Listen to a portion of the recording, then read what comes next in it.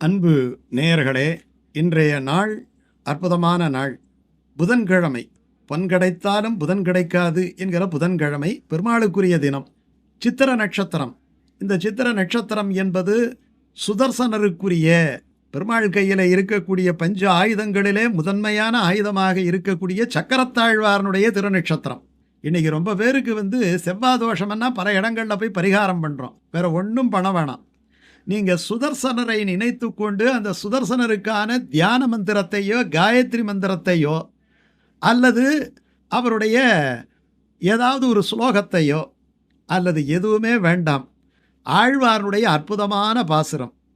ஆழியழ சங்கும் வில்லுமழ திசை வாழியழ தண்டும் வாழுமழ அண்டம் மோழையழ முடி பாதமழ அப்பன் ஊழியழ உலகம் கொண்டவாறே.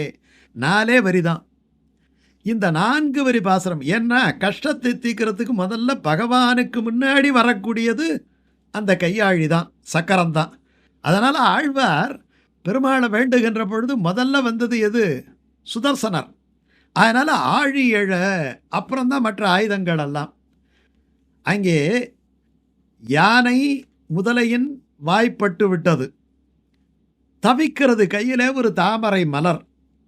அந்த தாமரை மலரை வைத்து கொண்டு எம்பெருமானுக்கு இந்த தாமரை மலரை நாம் சமர்ப்பிக்க வேண்டுமே என்று அது துடியாக துடிக்கிறது. இதை ரொம்ப அழகா திருவல்லிக்கேணி பாசுரத்தில் திருமங்கை ஆழ்வார் சொல்றார். மீன் அமர் பொய்கை நாள் மலர் கொய்வான் என்கிறார். மீன் அமர் பொய்கை, மீன் அமருகின்ற பொய்கை, நல்ல வளமான தண்ணீர். நாள் மலர் கொய்வான், ஒவ்வொரு நாளும் ஒரு புஷ்பத்தை பறித்து அந்த கமல மலரை கமல திருவடியிலே வைப்பதுதான் தன்னுடைய வாழ்க்கையினுடைய லட்சியம் என்று நினைக்கக்கூடிய அந்த கஜேந்திர ஆழ்வார் ஒரு அற்புதமான ஒரு குளத்தை பார்க்கிறது. மற்ற யானைகளெல்லாம் நீராடி கொண்டிருக்கின்ற பொழுது நன்கு மலர்ந்த ஒரு தாமரை மலர் அதிலே பூத்திருப்பதை பார்த்து இந்த மலரை பறித்து எம்பெருமானுக்கு வைக்க வேண்டுமே என்கிற ஆசையினாலே, ஒரு நல்ல பொருள் கிடைத்தால் முதல்ல பகவானுக்கு தான் சமர்ப்பணம் பண்ணணும். அப்படி நினைத்து கொண்டு தண்ணியிலே இறங்குகிறது. இறங்கின உடனே அதுவரை காத்திருந்த பரம ஜென்ம பகையான அந்த முதலையானது அந்த யானையினுடைய காலை பிடித்து உள்ளே இழுக்கிறது. நாள் மலர் கொய்வான் வேட்கையினோடு சென்று இழுந்த என்கிறார். பகவானுக்கு சமர்ப்பிக்க வேண்டும் என்கிற ஆசையை தவிர வேறு எதுவுமே அதுக்கு இல்லை. அது போய் அந்த மலரை பறிக்க போகும்பொழுது கானமர் வேழம் கையெடுத்து அலற கரா அதன் காலினை கதுவ, அப்படியே திருப்பி போடணும்.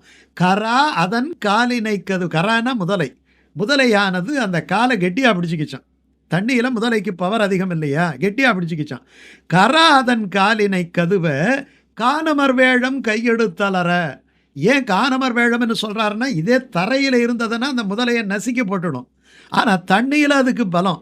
எதிரியினுடைய இடத்துக்கு போய்விட்டது இந்த யானை. எம்பெருமானுக்கு மலர் சமர்ப்பிக்க வேண்டும் என்பதற்காக கையெடுத்து அலற.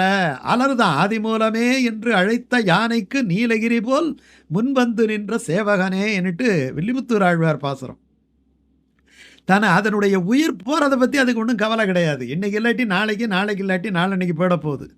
ஆனால் ஒரு பிரசாதம் பண்ணி அந்த பிரசாதத்தை பகவானுக்கு சமர்ப்பிக்காமல் போகிறோமே, இன்றைக்கி இந்த பிரசாதம் வீணாக போகுதே, இந்த மலர் வாடி போய்விடுமே, எம்பெருமான் திருவடியில் அணிந்தால் அல்லது இந்த மலருக்கு பெருமை இல்லையா?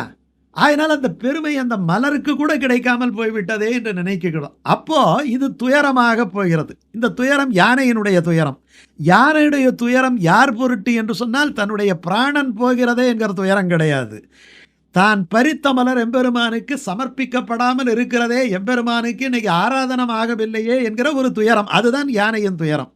ஆனையின் துயரம் தீர புள்ளூர்ந்து கருட வாகனத்திலே வர்றாராம். வந்து சென்று நின்று ஆழி தொட்டானைங்கிறார். சுதர்சன சக்கரம் வந்துருச்சு பாருங்க. பகவானை நினைத்து கொண்டு இந்த சக்கரத்தாழ்வாரை வணங்க வேண்டும். திருவரங்கத்தில் சக்கரத்தாழ்வார் சன்னதி விசேஷமாக இருக்கும். திருமூகூரில் இருக்கும், திருமாலிருஞ்சோலையில் இருக்கும். இன்றைக்கி எந்த கோயில்லையும் பார்த்தீங்கன்னா சில இடங்களில் ஜூலை மாதம் போட்டிருக்கு. ஆனால் நமக்கு வளர்பிறை தசமியாக இருக்கணும், சித்திர நட்சத்திரம் இருக்கணும், ஆனி மாதமாக இருக்கணும். இப்போ ஆனி மாதமாக சித்திர நட்சத்திரமா, வளர்பிறை தசமியா, திருக்கணித பஞ்சாங்கத்தின் பிரகாரம் இன்னைக்கு சுதர்சன ஜெயந்தின்னு போட்டிருக்கிறதால அந்த சுதர்சன ஜெயந்தியை நம்ம இன்னைக்கு சிந்திக்கிறோம். பக்கத்தில் பல பெருமாள் கோயிலில் பார்த்தீங்கன்னா சுதர்சனருக்கு பலவிதமான பொருட்களாலே, பழங்களாலே, வாசனை திரவியங்களாலே, சந்தனாதி தைலங்களாலே அற்புதமான ஒரு அபிஷேகங்கள் நடக்கும். அந்த அபிஷேகத்தில் கலந்துக்கணும். இன்னைக்கு சுதர்சன ஹோமம் பண்ணுறது ரொம்ப விசேஷம். சுதர்சன ஹோமம் பண்ணால் பகை ஒழியும், அகப்பகை புறப்பகை ரெண்டுமே ஒழியும், சுபிட்சம் சேரும், ஆயுள் குற்றங்கள் நீங்கும், செவ்வாய் தோஷங்கள் விட்டு அகலும். அப்படிப்பட்ட ஒரு அற்புதம். பகவான் எப்படி இருக்கிறானா, கார்கலந்த மேனியான் கைகலந்த ஆழியான் அப்படிங்கிறார். அவனுடைய கையிலே எப்பொழுதுமே ஆழி இருக்கிறது. ஆழியான் அருளே அருள் அப்படின்ட்டு ஆழ்வார் பாசுரம். மழை பொழியும் போது ஆண்டாள் சொல்லும் பொழுது மின்னல் அடிக்கிறதான், எப்படி இருக்கிறதான், சக்கராயுதம் மாதிரி இருக்கு. ஆழி போல் மின்னி வலம்புரி போல் நின்றதிந்து என்கிறார். அந்த பகவானை பார்க்கின்ற பொழுது அவனுடைய கரங்களிலே இருக்கிற அந்த ஆழி, அந்த சக்கரம், அந்த சக்கரமானது இந்த உலகம், இந்த உலகம்னா உலகம்ங்கிறது ஒரு உருண்டையான வடிவம் இல்லையா, அதை பிரதிபலிக்குது. வானம் உருண்டையாக இருக்கும், தகராகாசம் என்று சொல்லுவோம். இப்படி பல விஷயங்கள் நமக்கு ஆழி போல இருக்கிறது. கடலுக்கு ஆழி என்று பேர், சமுத்திரத்துக்கு ஆழி என்று பேர். இப்படி அந்த ஆழி என்ன சொல்லுதான், அபயக்கரம் நீட்டுதான்.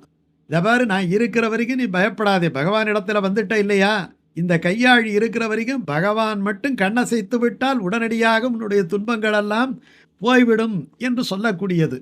அந்த ஆழியானது சாதாரணமான விஷயம் கிடையாது.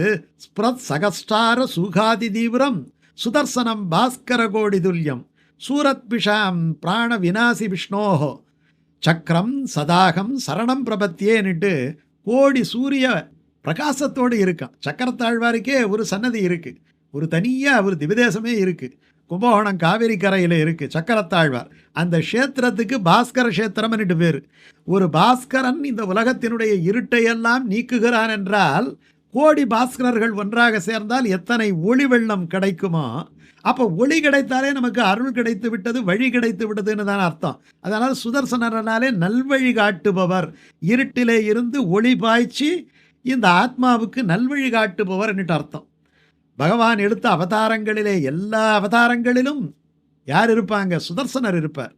காரணம், அவர் ராமவதாரத்தில் அம்பினுடைய நுனியிலே இருப்பார், கிருஷ்ணாவதாரத்தில் சக்கரமாகவே இருக்கிறார், நரசிம்ம அவதாரத்திலே அவனுடைய நகங்களிலே, கூறிய நகங்களிலே இருக்கிறார். அப்படிப்பட்ட பகவானை நினைத்து இந்த திருமங்கை ஆழ்வார் பாசுரமோ, இல்லாட்டி நம்மாழ்வானுடைய ஆழியழ சங்கும் வில்லுமழ திசை வாழியழ தண்டும் வாழுமழ அண்டம் மோழையழ முடி பாதமழ அப்பன் ஊழியழ உலகம் கொண்டவாரே என்கிற பாசுரத்தையோ இன்றைய தினம் நம்ம பகவான் சன்னதியில் சேவிப்பது, அதை பாராயணம் செய்வது நமக்கு பரம சௌக்கியத்தை தரும். மறந்து விடாதீர்கள், இன்னைக்கு நீராடும் பொழுது கங்கை நினைக்க வேண்டும். பூஜையிலே சுதர்சன ஆழ்வாரை நினைத்து அவருக்கு ஒரு ஆரத்தி காட்டி அவருடைய ஸ்லோகங்களை சொல்ல வேண்டும், மறந்துவிட வேண்டும்.